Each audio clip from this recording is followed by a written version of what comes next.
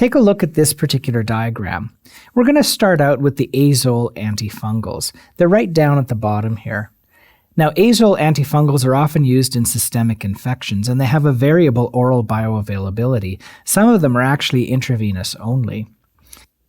Now, inducers of cytochrome P450, such as rifampin, may actually decrease the bioavailability of some of these agents. So it's important to be aware that ketoconazole and other azole antifungals can be affected by inducers of cytochrome. In terms of toxicity, common toxic reactions include vomiting, diarrhea, rash, and hepatotoxicity. Ketoconazole is a particularly bad drug for drug interactions and steroid blocking effects because it has lots of systemic effects as well as its antifungal effect. In terms of how these agents work, they inhibit ergosterol formation. So ergosterol is going to be very important for the development of the cell wall within the fungal organism. It reduces the membrane permeability, and it allows leakage of cations and nutrients out of the fungal cell.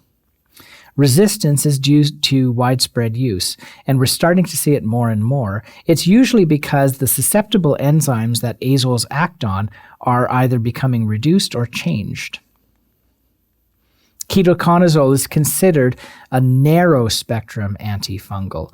More adverse events than other azoles, so it's falling out of favor.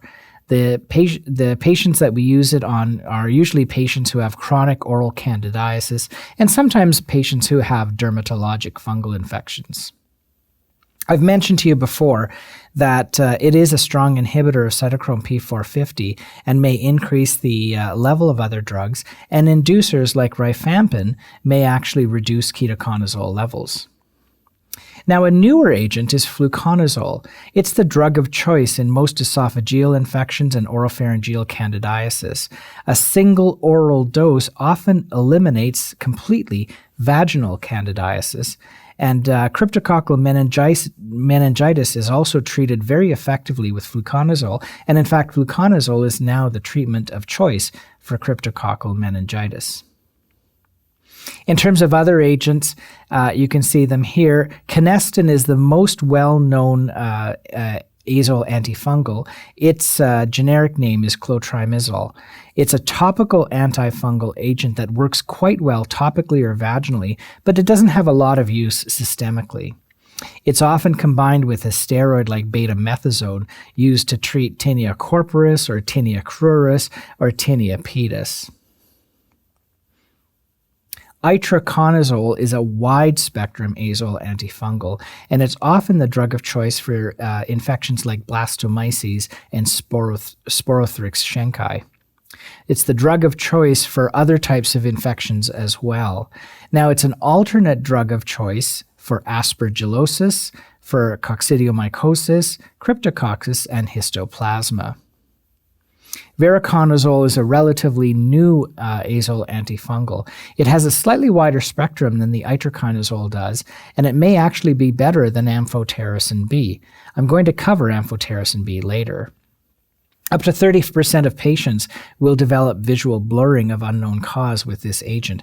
This is an important question for issued for you to know for questions, because we often ask this particular question on exams. Posaconazole is the broadest spectrum triazole out there. It works against most species, including Candida and Aspergillus.